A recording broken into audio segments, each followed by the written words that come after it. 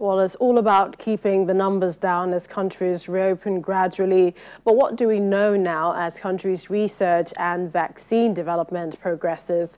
We have a pharmacist, Abiere Herbertson, head of pharmacy, Nigerian Institute of Medical Research, NIMR, joining us here in Lagos. Thank you for joining us on the program. Thank you, Millicent. I'd like to begin with what we heard from the WHO country representative in Nigeria at the Presidential Task Force briefing, talking about the use of antibiotics. And we know this is a viral infection. How do you impute using antibiotics during the treatment for COVID-19? Thank you.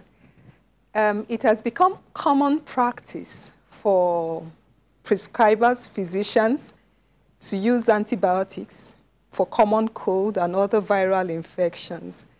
And I think the main reason is because for most of the time, where there is a viral infection, there will be a bacteria superinfection. And so I think what the WHO country representative is saying is in line with global practice right now. The whole world is trying to reduce the rate of resistance to antibiotics. And so she's saying, unless you confirm that there is a bacterial infection, do not use antibiotics. So before we come to some of the new research and treatment strategies across the country and the world, I'd like to ask about WHO itself and its response to the pandemic. How would you assess the agency?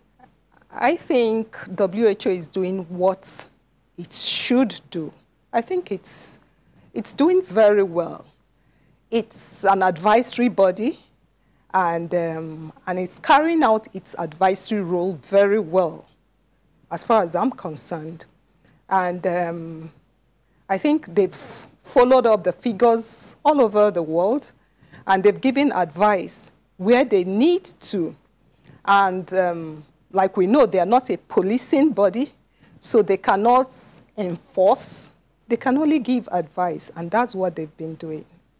So for the first time, Italian scientists are saying they've been able to identify the genetic and molecular basis of susceptibility to infection, as well as the possibility of contracting a more severe form of COVID-19. How close are we, with this new research to finding a vaccine?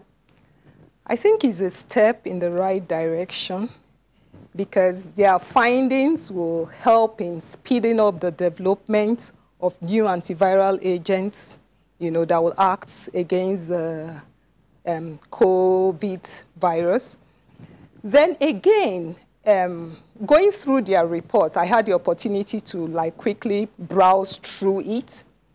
And the report actually confirmed some knowledge that is already known.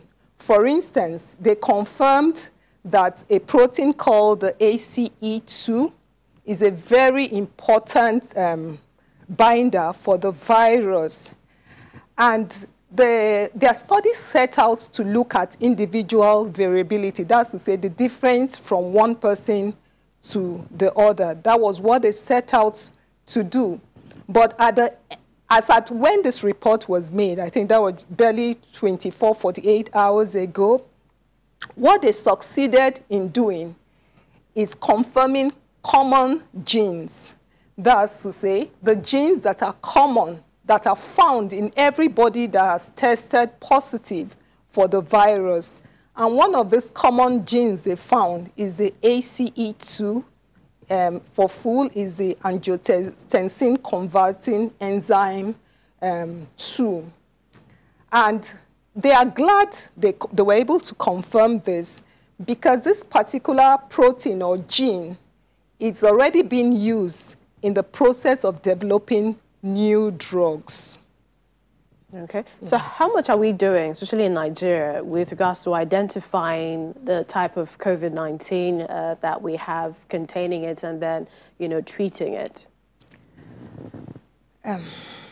For now, I think we've had one work on sequencing the virus. I think the virus that was extracted from the index case in Nigeria. So we know that the virus that is circulating in Nigeria is the same virus that is circulating globally. But to continue with more work on genetics and molecular structure, I think it's a very expensive form of research, and Nigerian scientists will need a lot of funding to continue with that kind of research.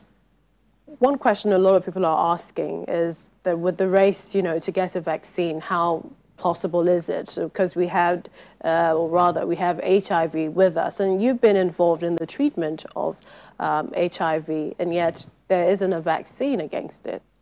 Okay, we're looking at two different viruses. With the HIV, it's been, it mutates very rapidly, so it's not a stable virus, and that's why it's been very difficult to get a vaccine against HIV. But with COVID-19, the SARS-CoV-2, I think there is hope because it's a more stable virus. As we speak, there are more than 70 vaccine candidates in the pipeline at various stages of clinical trials. So I'm very hopeful that there will be a vaccine for SARS-CoV-2. All right. We'd like to appreciate your time, Pharmacist Ebere Havertson, Head Pharmacy, Nigerian Institute of Medical Research. Thank you for joining us on the program. Thank you very much, Melissa.